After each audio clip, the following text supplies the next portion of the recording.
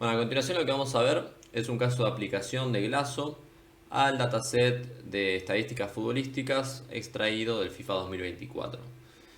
El dataset consiste en 5.682 filas, es decir, jugadores y características tanto físicas como futbolísticas. Vamos a tomar de las 42 columnas que tiene el dataset original, en realidad tiene 41 originalmente, vamos a tomar nada más que 37, que son las variables numéricas, y vamos a descartar las variables categóricas como el nombre del jugador, el país, el club, la característica marking, dado que no posee muchos nulos y sería preferible quitarla.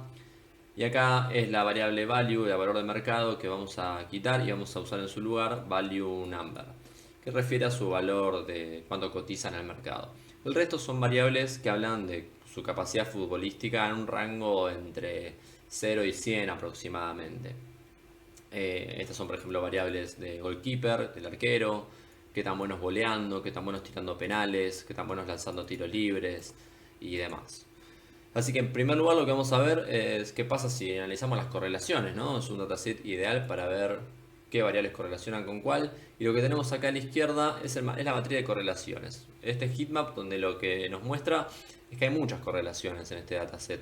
Es difícil saber qué variable se relaciona realmente con cuál, porque, bueno, lo que vemos es las características de goalkeeper correlacionan de forma muy negativa con el resto de las variables y muy positivas contra sí mismas. Acá podríamos estar hablando de algún tipo de clúster en particular, pero en general las correlaciones son muy altas. Y acá a la derecha lo que vamos a ver es la matriz de precisión Glasso con sus correlaciones parciales. Lo que vemos que para este lambda aplicado de 0,31 se mantienen 268 conexiones activas totales.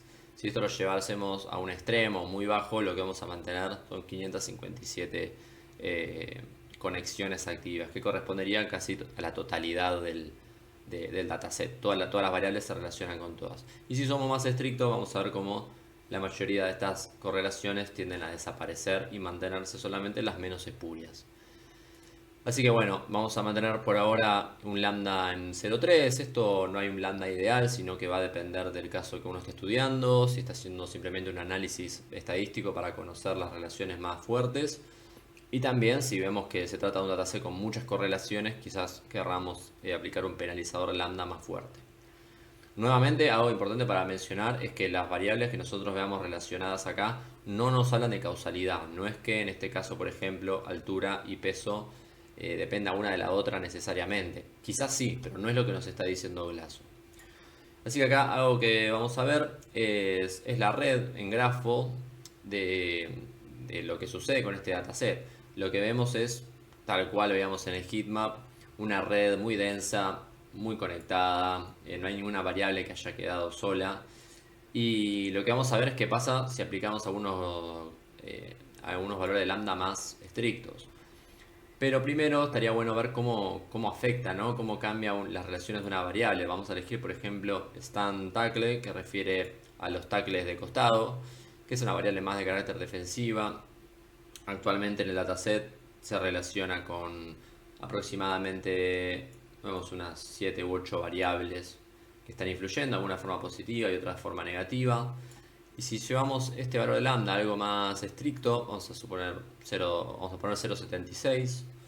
Lo que vamos a ver es que varias de estas relaciones tienden a desaparecer y ya no tenemos 7 u 8, sino que solamente mantenemos dos relaciones, ¿no? Bastante lógicas, ya que se refieren al tackle de costado, slide tackle y las intercepciones.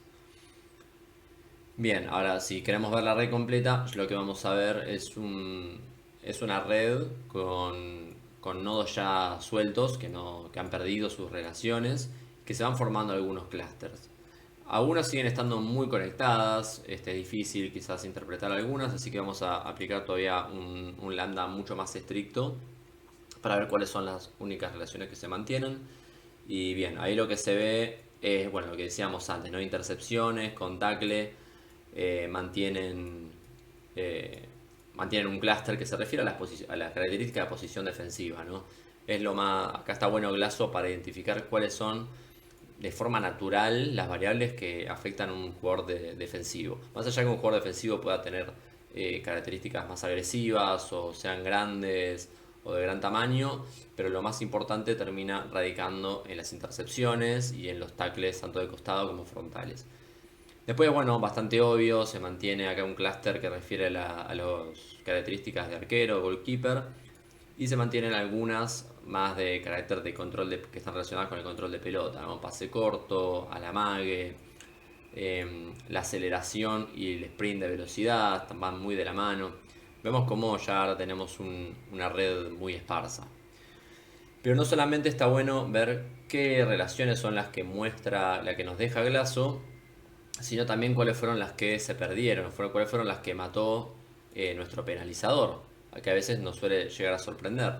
Así que lo que vamos a ver son un top 20 de correlaciones que se perdieron y cuáles fueron sus mediadoras, es decir, cuál era la variable que estaba explicando la correlación que vio originalmente. Entonces lo que podemos ver es que attack position, que se refiere a la capacidad de posicionarse en ataque de un jugador, correlacionaba muy bien con su capacidad en hacer remates largos, ¿no? Remates de más larga distancia. Correlacionaba muy bien, a uno a priori podría pensar que tenía sentido esta relación, pero lo que vemos es que para este valor de lambda, nuevamente, para 0.89, había una variable llamada finishing, que lo que nos dice esta variable es la capacidad del jugador de terminar jugadas. Y esta variable originalmente, bueno, tanto antes como después de aplicar lambda, mantiene su correlación con attack position y con long shots. La que se ha perdido es la correlación entre estas dos. Es decir, para que se entienda, finishing era la variable que estaba explicando esta relación de las variables. Es decir, un jugador que es bueno finalizando jugadas, nos habla de un jugador que es bueno posicionándose en ataque y teniendo remates largos. Es decir, no hay una relación real entre long shots y attack position, sino que dependían de ella. Lo mismo sucede con long shots y la capacidad de pegar, de ejecutar voleas. Ahora, si vamos con un lambda mucho más permisivo, lo que vamos a ver es que no hay una sola variable que sirva como mediadora, sino que van a ser muchas variables que nos estén explicando la correlación. Por ejemplo, este caso de crossing, que es bueno, un poco la capacidad del jugador de correr la cancha en ciertas direcciones y de capacidad de terminar jugadas, de finishing nuevamente, tiene una correlación de 0,7, pero dependían de 11 variables, es decir, había 11 mediadoras que explicaban esta correlación, no era solamente una.